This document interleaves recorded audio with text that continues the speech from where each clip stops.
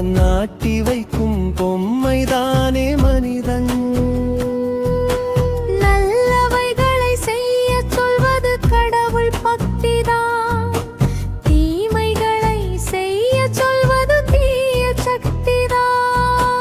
வாழ்க்கையிலே இன்பம் துன்பம் சகஜம் தானடா, ஏழ்மையிலும் நேர்மை இருந்தால் புனிதன் நீயடா. கொடுக்கிற மனம் கடவுள் தங்கும் கோவில் தானடா, கெடுக்கிற மனம் பேய்கள் தங்கும் கோட்டை தானடா. எல்லோருக்கும் தலைவன் ஒருவன் இறைவன், அவன் நாட்டி வைக்கும் பொம்மைதானே மனிதன்.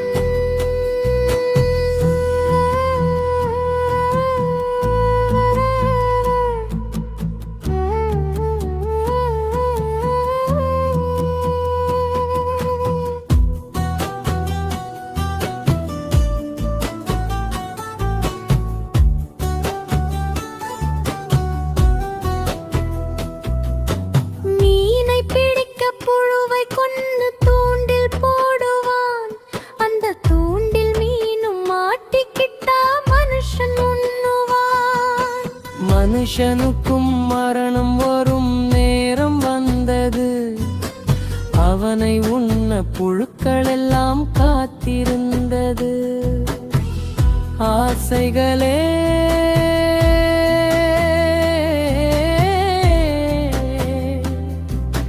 துன்பத்திற்கு காரணம் என்று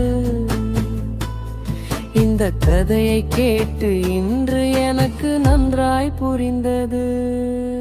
எல்லோருக்கும் தலைவன் ஒருவன் இறைவன், அவன் நாட்டி வைக்கும் பொம்மைதானே மனிதன்.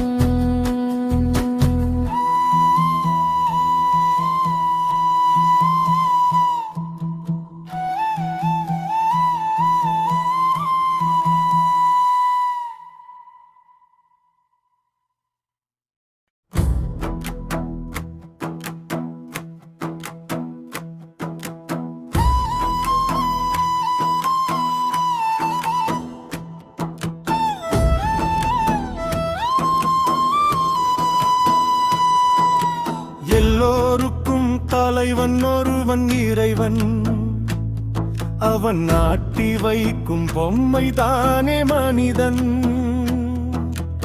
எல்லோருக்கும் தலைவன் ஒருவன் இறைவன், அவன் நாட்டி வைக்கும் பொம்மைதானே மனிதன்.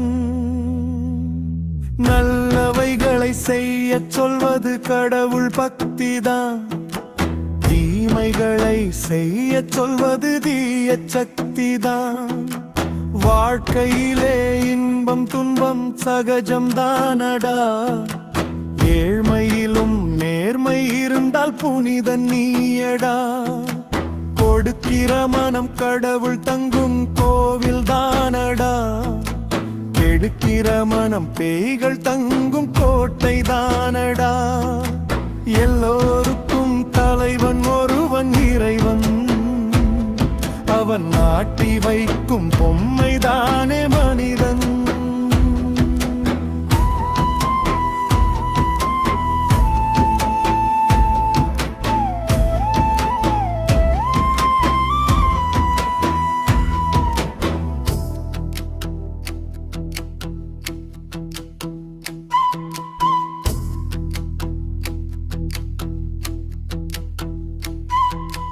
மீனை பிடிக்க புழுவை கொன்னு தூண்டில் போடுவான், அந்த தூண்டில் மீனும் மாட்டிக்கிட்டா மனுஷன் உண்ணுவான்.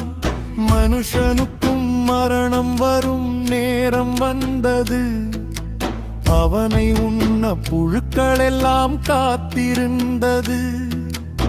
ஆசைகளே துன்பத்துக்கு காரணம் என்று இந்த கதையை கேட்டு இன்று எனக்கு நன்றாய் புரிந்தது. எல்லோருக்கும் தலைவன் ஒருவன் இறைவன், அவன் நாட்டி வைக்கும் பொம்மைதானே மனிதன்.